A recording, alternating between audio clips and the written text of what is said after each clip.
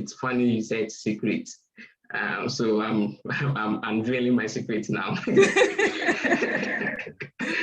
Yeah. So yeah, Emelia, that's an excellent question. So I would say there are more than three, though, but I would say probably three things kept me going. So I would say the first is the God factor. Yeah, without God, I wouldn't be here. Yeah, I did a lot of research in biomechanics and how to apply biomechanics to find solutions to neurodegenerative diseases. Like I mostly focus on Parkinson's disease, cerebral palsy, and spinal cord injury.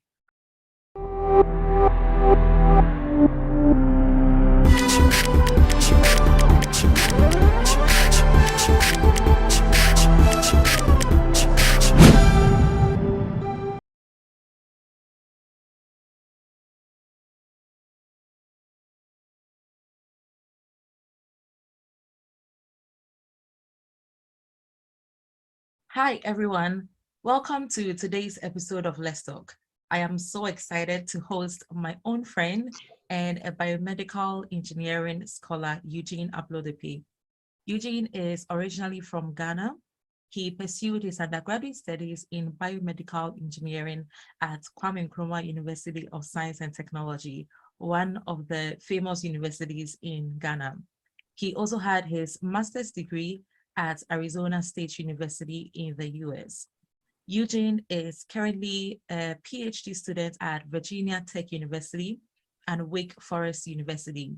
He is also the co-founder of Comprehensive Rehabilitation Services, a non-governmental organization that supports patients with limb loss physical rehabilitation. On this note, I would like to specially welcome Eugene. Welcome, Eugene. Thank you so much, Emelia. I appreciate you having me on your show. I know your work will have a wide-ranging impact.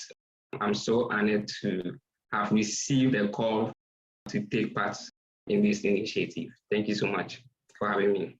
Thank you, and I'm so glad you honored the call. Today, we will be talking about how persistency play into achieving your career goals. I would like us to begin our conversation today with a little throwback on your pathway to becoming a scientist. How has the journey been like for you?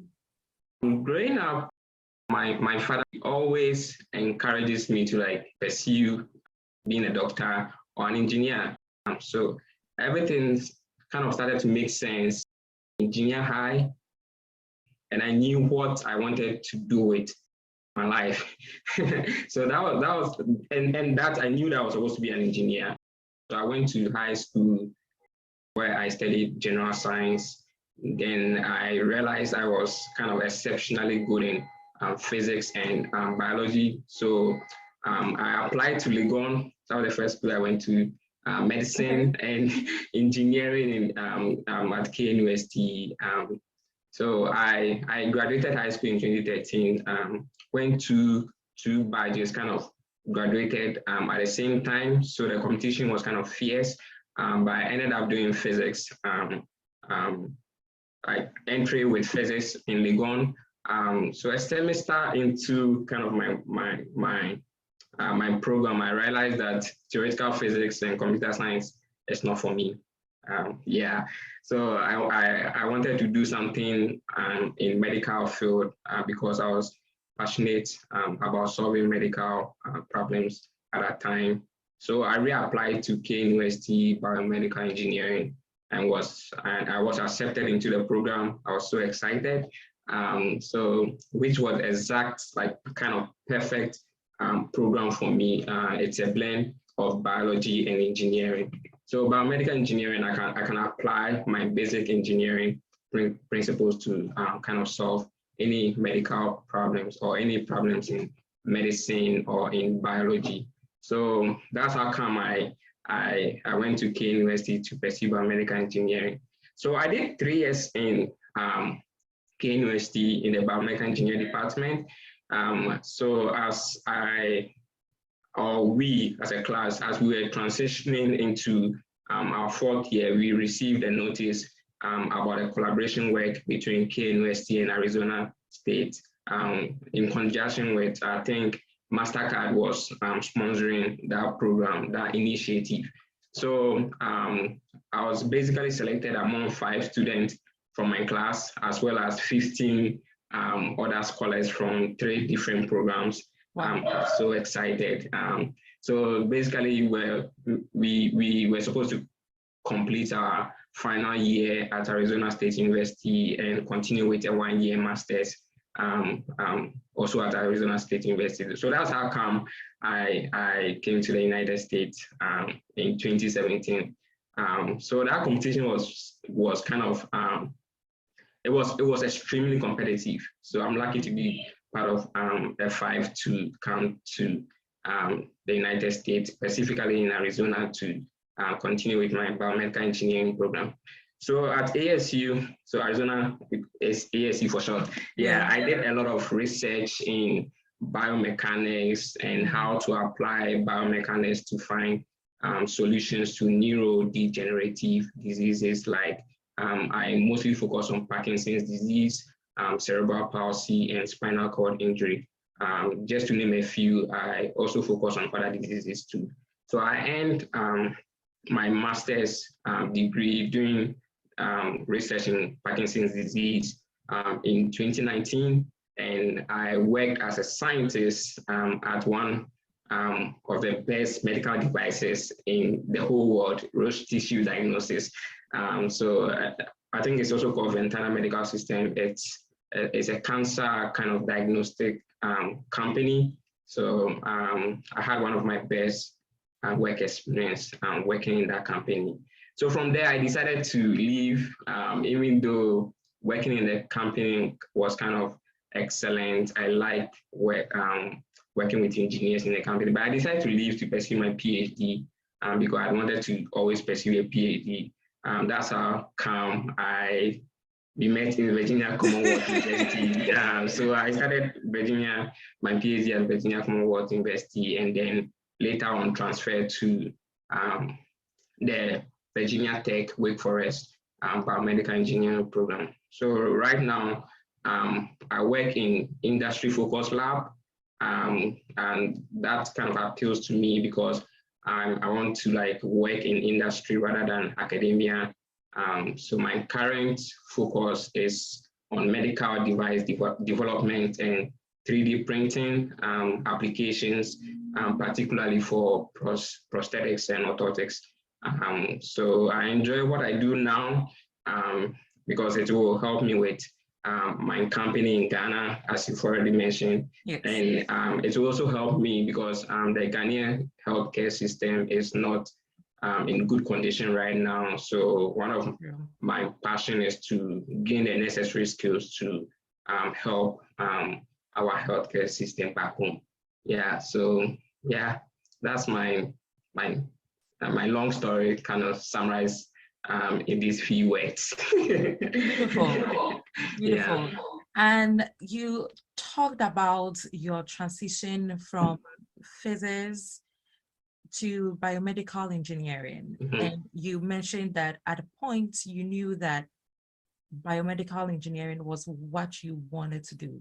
Mm-hmm. How did you know that was what you really wanted to do?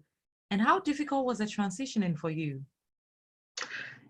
That's a great question. I've received a lot of people ask me the same question. Yeah, should say that. So to begin answering the last part of your question, it was difficult. When I decided to change my program or change school, it was difficult. Some of my friends said I wasted an entire year, and wasting an entire year to count with wastage of money. Because I paid a year school fees, a year hostel and stuff. Yeah, and it was difficult. It was difficult. However, this did not kind of deter me from pursuing my dream program. Yeah, biomedical engineering is my dream program. So as I previously stated, I wanted to pursue a program that would help me in addressing challenges we face in our medical field or in developing engineering solution for health problems. So biomedical engineering is a perfect fit for me, and why not take advantage of these opportunities, this opportunity when I got admission in K University. And you are aware that school is never a race. That's what I always say. Yeah. So in life, we make bad decisions, right? And God gives us another chance to make things right. And deciding to pursue a career in biomedical engineering is one chance God has given me to make things right. God knows what He has destined for me. So I'm not saying physics or computer science, they are bad programs. That's not what I'm saying. What I'm saying is that it wasn't right for me, and I decided to pursue what God wanted me to do. That's biomedical engineering. Yeah. Interesting. So in talking about your journey, you also mentioned how you have come to appreciate being in industry better than being in academia. And I'm glad because we have quite a number of options, right? So wherever you feel committed to be, you can contribute to that community. But why would you say you are considering being in industry to be like more of your priority now? So that's another great question. So I wanted to do work that has like kind of direct impact on people's lives. I'm not saying academia does not have like impact in people's life, but like I'm the kind of person that I want to be on the field. Yeah, I'm not a type who wants to like kind of write research grants and papers. You know how writing grants and papers is. I don't want to do that. I feel that's not for me. I want to work in a field and create actual products that will benefit people. Academia is a great field to be in. To be honest, it's a great field, but it's not for me. I might consider being a visiting professor, a visiting faculty member from industry, but not as a full lecturer or a professor. Yeah. Interesting. So we are going to talk a little bit about your organization. Would you like to tell us a little bit about your organization? Yeah, so yeah, I really like to talk about my organization because it excites me. So I co-founded Comprehensive Rehabilitation Services, as you've already introduced. It's a prosthetic clinic that seeks to develop fit and train amputees with low cost but durable prosthesis made from old prosthetic parts, specifically in Ghana. So our mission is to kind of help amputees return to work and some in school sooner by destigmatizing amputated limbs using recycled prosthetic parts and 3D technology. You are well aware that amputees in Ghana struggle to integrate into our communities. They have difficulty using public transportation, and our buildings are not easily accessible to them. People stigmatize amputees, and as a result, they drop out of school, or they are not able to continue their work, and they resort to begging on the streets. And that can also pose hazardous like kind of challenges to their health, and it endangers their lives too. So our goal is to kind of destigmatize living with amputation. And basically my team collects used prosthetic parts and recycles them to like kind of develop customized prostheses for amputees who cannot afford expensive prostheses. So over the years, we have partnered with NGOs in the United States and in the UK to help with this cost. And again, our goal is to reduce cost of prostheses, destigmatize amputation, and reduce the number of amputees begging on the streets. So that's basically my company, and that's what we do. Yeah. Wow, that is so beautiful. So you mentioned a couple of things that motivated you to start the organization. At what point did you feel you could combine academics with running an organization? Because I know there are a lot of students that have these great entrepreneurial ideas, but are sometimes scared of how to combine the two, right? So how has it been for you combining academics with running such a beautiful organization? Yeah, so first and foremost, I wanted to make a difference in healthcare system in my community, the healthcare system in my community. And as I said earlier, it's not something to write home about. Yes. It's not well, it's not great. Our healthcare system is poor.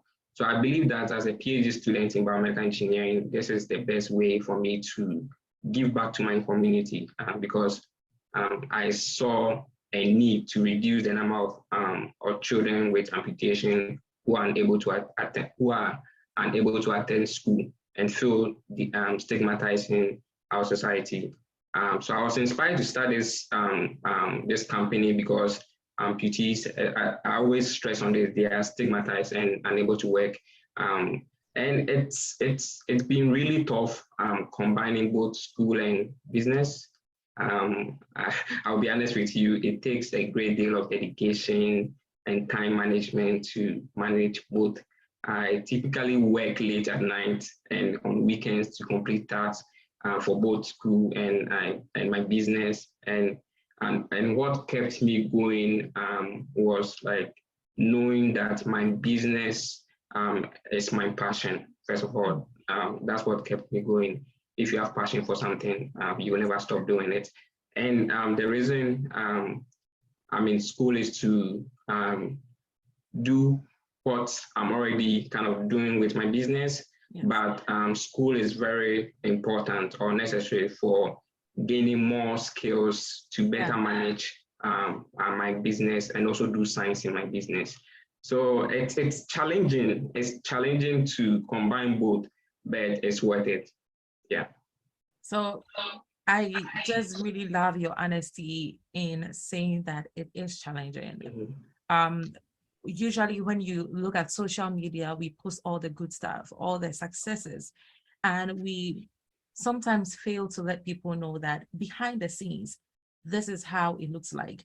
And so we need these kind of attitudes, like you mentioned, time management, dedication, commitment, passion, to keep you inspired.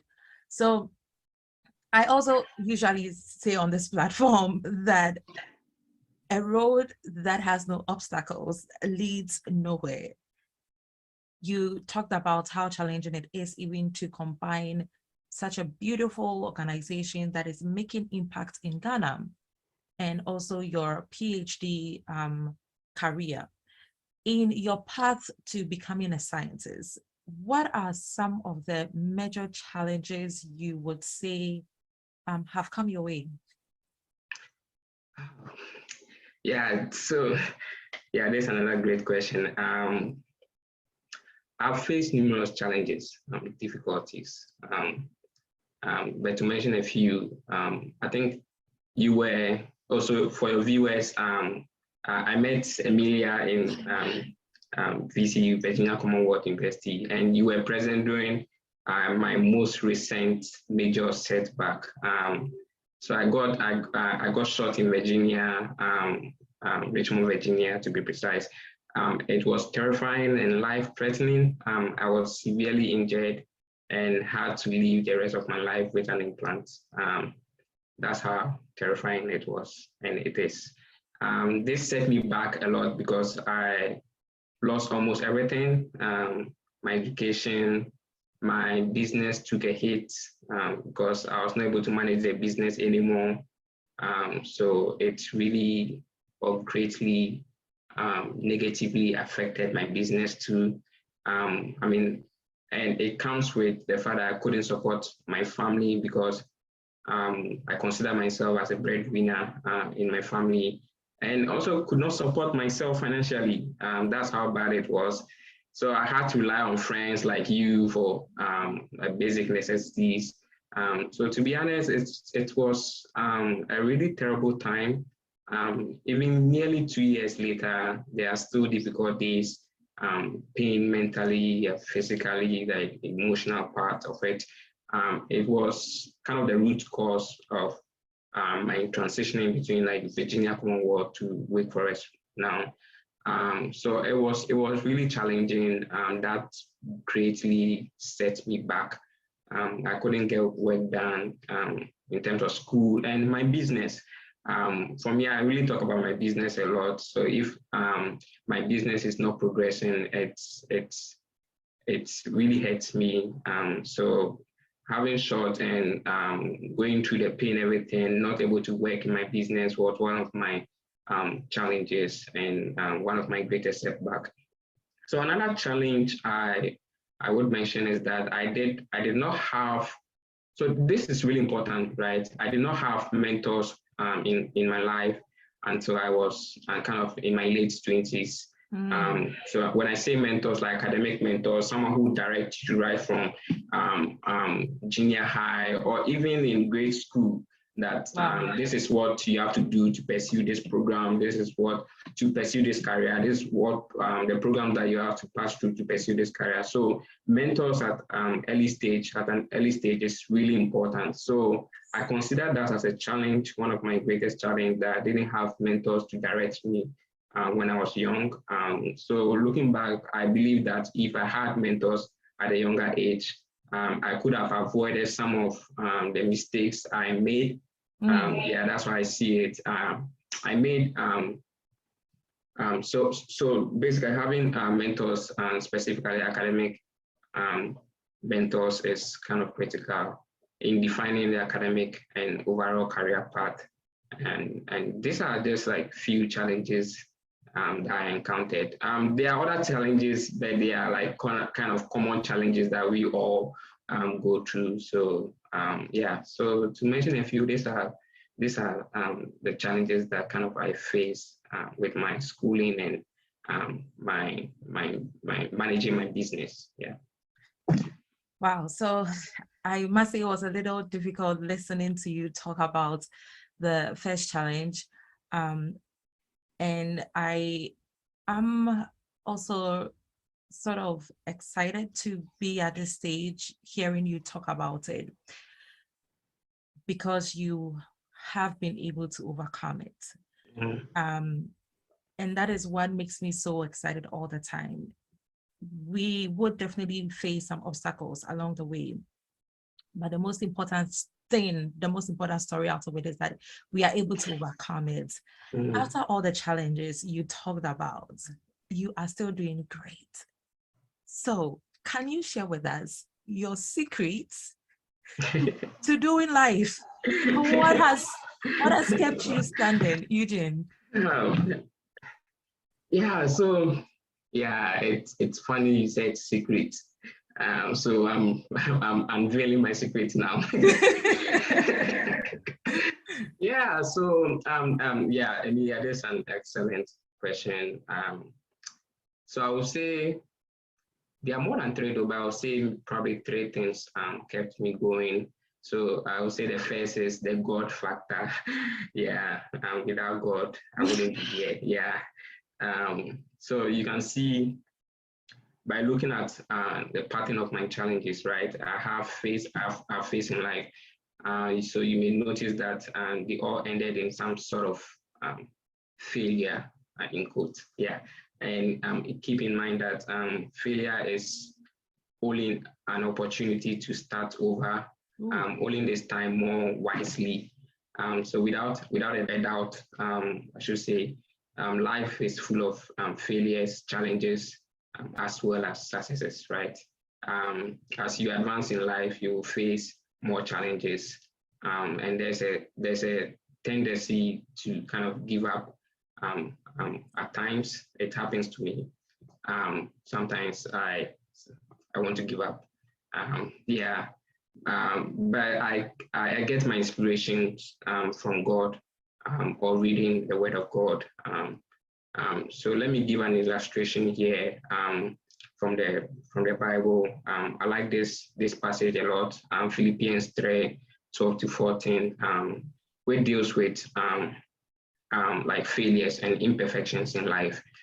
So I'm going to read 12-14, and not that. So this is verse 12. Not that I have already obtained all this or have already arrived at my goal, but I press on to take hold of that for which Christ Jesus took hold of me. And verse 13 says, brothers and sisters, I do not consider myself yet to have taken hold of it, but one thing I do, forgetting what is behind and straining towards what is ahead. And what verse 14 says, I press on. So this is my favorite part. I press on toward the goal to win the prize for which God has called me. Heaven was in Christ Jesus. That's my favorite part, verse 14. So I want you to take note that on this phrase that I press on towards the goal to win for which God has called me. So we have all been called to do something in this life or in our lives. We all have a purpose in life. It is left to us to pursue that goal or purpose. And I think this is Paul talking about here. I think this is what Paul means. So in his running the Christian race or the Christian life, he does not burden himself with paralyzing effects of memories of past failures, right? Yes. Some people choose to kind of dwell on their past failures. It's important to let go of the past. I'll put it this way, more importantly, learn from the past, right? Yes. Anything that will hinder his humble, loving, and godly or holy race for the good of others and the glory of God, he forgets it. He lays it aside. Paul does not let it produce sinful effect in his life. So he presses on and focuses on the future instead of the past. So that's one thing. What kept me going is focusing on the future and learning from my past failures. That's number one. So number one is the God factor. The second one is people and certain moments inspired my life and everything I do.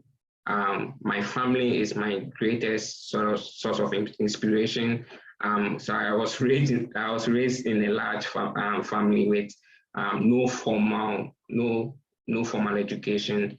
So I was inspired to break down all barriers and become part of the first generation in my life to attend college and even the first to pursue a master's degree.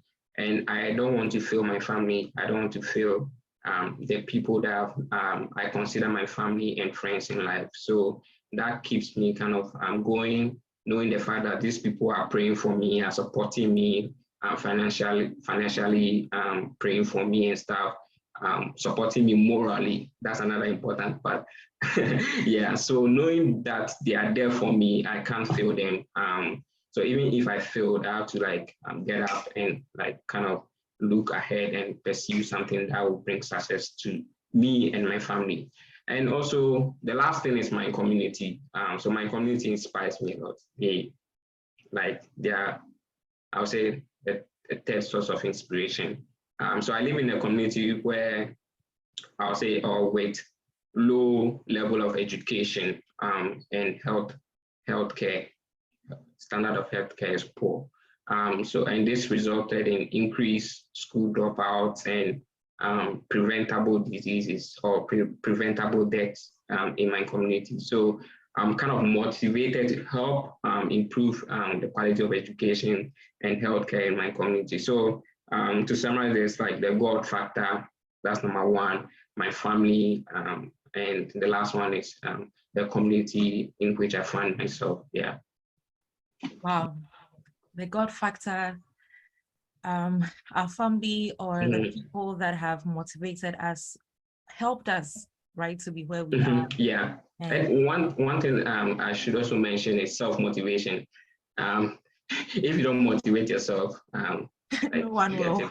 No one will. Yeah. Everyone can motivate you, but if you don't motivate yourself, because they can motivate you and you are the one going to do it. So if you don't motivate yourself to do whatever you want to do, consider yourself Yeah, a failure. Yeah. I agree to that. And it's not all the time that you would have people with you. Mm-hmm. There'll be Yeah. moments where it's only you. So that's a beautiful point to share right there. Yeah. This conversation has been so awesome, and I am glad for all the experiences you share and the words of encouragement you gave as well. So thank you for sharing that with us. To round up this section, I would like you to share any final words you have with our viewers who plan on building a career in science, and also with even coming up with such organizations that is aimed to improving the healthcare system. Yeah, so I do. I'm a biomedical engineer, and as a biomedical engineer, I deal directly and indirectly. Or I'll say I'm involved, like directly or indirectly, in healthcare improvement. So if you want to improve people's health, consider pursuing a career in biomedical engineering. So here I'm campaigning for biomedical engineering. Now I'm jealous. Because biomedical engineering has like kind of a brighter future. I would also advise people who want to be change makers that there's no such thing as, I would say, a perfect time to start an initiative that will bring hope to individuals in wherever community we find ourselves. There's no perfect time. Every day brings a new opportunity to make a difference, no matter how small the impact. So basically, I'm saying here that there's nothing like small impact or something. So far as you're affecting someone's life, you're impacting someone's life, it's an impact. And finally, I want to remind everyone, including myself, I have to constantly remind myself that the road ahead will not be easy. The higher you go in life, the more difficult it becomes, but the better chances of success. That's how I encourage myself. So we shouldn't give up in life. We should take advantage of any opportunity that arises. And if you don't see any opportunity, you should create your own, make one for yourself. And I'll end by saying, I think I've forgotten the person who usually say this, be the best version of yourself. Yeah. Wow. So thank you so much. Wow. Yeah. I picked up a lot from that myself. Thank you, Eugene, for coming on the Let's Talk platform. I believe your experiences and the points you shared will go a long way to inspire our viewers. I am inspired, so I'm sure it would go a long way to inspire many others. So our viewers, please make sure to check out Eugene's social media platform, which would be in the bio. And also check out the website for the Comprehensive Rehabilitation Services and all the cool stuff that Eugene does. He does a lot of things. So you can also follow his social media platforms and know all the other stuff he is engaged in. We will take a break here, and in our next episode, Eugene will talk to us about medical device development. Link is posted in bio. I remain your host, Emelia. Let's enjoy science together. Thank you.